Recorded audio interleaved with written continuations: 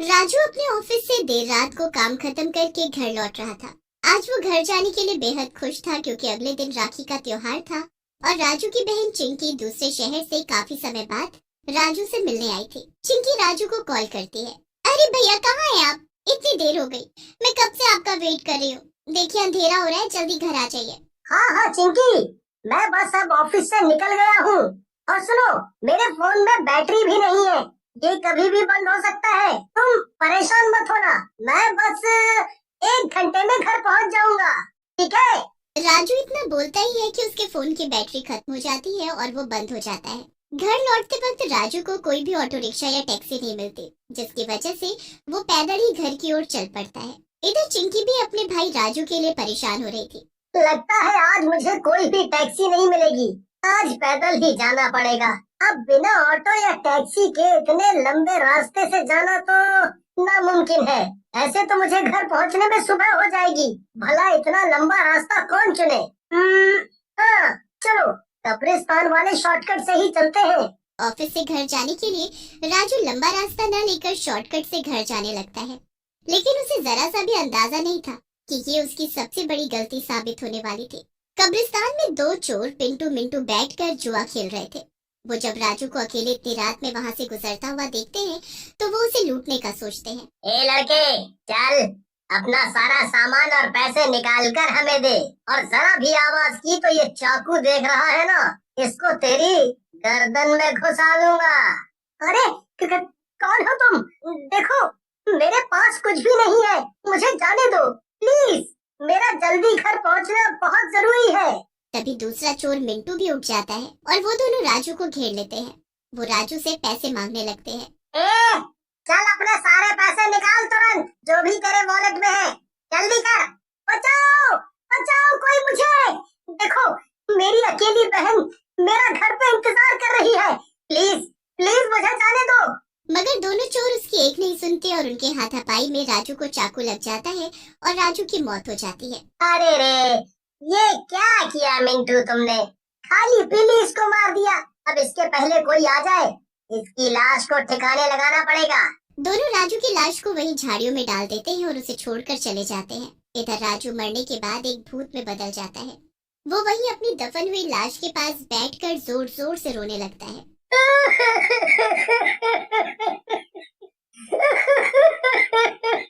अरे ये सब क्या हो गया? अब मैं अपनी बहन से कैसे मिलूंगा? वो कितनी दूर से मुझसे मिलने आई थी, उसे तो ये भी नहीं पता कि मैं यहाँ मर चुका हूँ।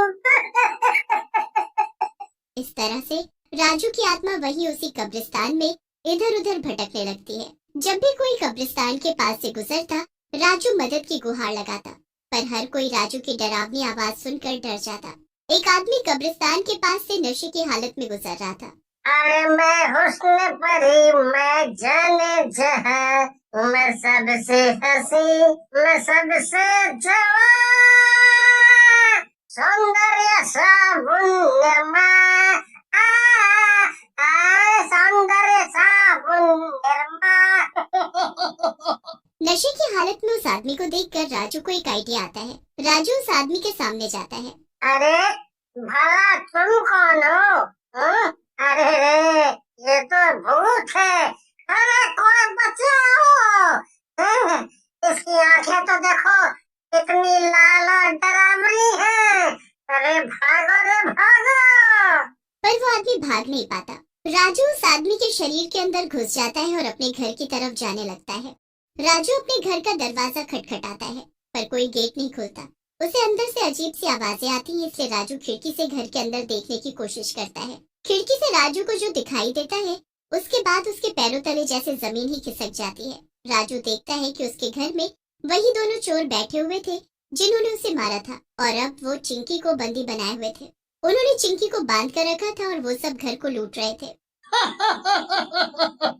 अच्छा हुआ उस आदमी के वॉलेट से हमें उसके घर का एड्रेस मिल गया, और उसने मरने से पहले ये भी बोला था कि उसकी बहन अकेली है और इसका इंतजार कर रही है।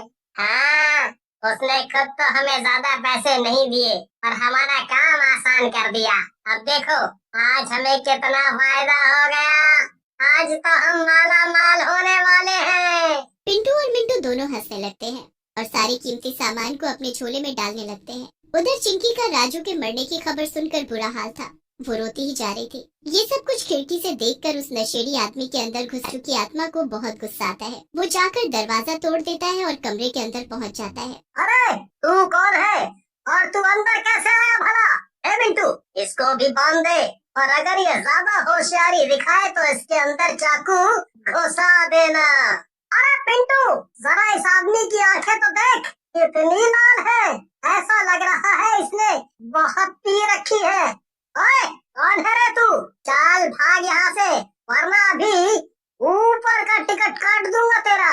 तभी राजू को गुस्सा आ जाता है और अपनी शक्तियों की मदद से वो मिंटू और पिंटू को हवा में उड़ाने लगता है और जमीन पर पटक देता है। अरे बचाओ, भूत भूत, ये तो कोई भूत है। अरे कोई बचाओ। अरे हमें क्यों मार रहा है रे भूत? भला हमने तेरा क्या बिगाड़ा है? क्या बिगाड़ा है? अरे तुम दोनों ने तो मेरा सब कुछ मुझसे छीन लिया है। तुम्हारी वजह से मेरी ये हालत हो गई है। तुम्हें तो मैं जिंदा नहीं छोड़ूंगा। ये सब होता हुआ देखकर चिंकी को विश्वास ही नहीं होता और वो भी राजू से डरने लगती है। पिंटू मिंटू जैसे जमीन पर गिरते हैं वो दोनों वहाँ से डर के मारे भाग खड़े होते हैं। अब उस कमरे में सिर्फ राजू और उसकी बहन ही थी। अरे कौन हो तुम? प्लीज प्लीज मुझे जाने दो, प्लीज मुझे छोड़ दो। देखो मैंने कुछ भी गलत नहीं किया है, प्लीज मुझे कुछ मत करना। अरे चिंकी, ये मैं हूँ, तुम्हारा भाई। मैं इस आदमी के शरीर के अंदर घुसा हुआ हूँ। उन चोरों ने मुझे मार दिया और कब्रिस्तान में दफना दिया। मेरी आत्मा को शांति नहीं मिली क्योंकि मेरी आखिरी इच्छा अधूरी थी। ये सुनकर चिंकी के पैरों तले जमीन खिसक जाती है और वो बहुत रोती है और फिर अपने भाई को गले लगा लेती है। ये सब क्या हो गया भैया? मुझे बताइए कि आपकी आखिरी इच्छा क्या थी? मैं उसे जरूर पूरा करूंगी भैया। चिंकी, 12 बज चुके हैं और आज राखी का त्योहार है। मेरी आखिरी इच्छा यही थी, तुम मुझे मेरे हाथों पर अपनी राखी बांधो चिंकी, और उससे मेरी आत्मा को शांति मिल जाएगी। ठीक है भैया, मैं जरूर आपकी आखिरी इच्छा पूरी करूंगी। चिंकी राजू के साथ अपनी राखी लेकर उसी कब्रिस्तान तक जाती है जहाँ पर चोरों ने राजू को मारकर छोड़ दिया था। चिंकी राजू की लाश के हाथ पर राखी बांध देती है और राजू की आत्मा चिंकी से कहती है, चिंकी माफ करना, मुझे अब जाना होगा। तुम्हारा रक्षा बंधन का मेरा आखिरी गिफ्ट तुम्हारी टेबल की ड्रॉर में रखा हुआ है। मुझे उम्मीद है कि तुम्हें वो अच्छा लगेगा।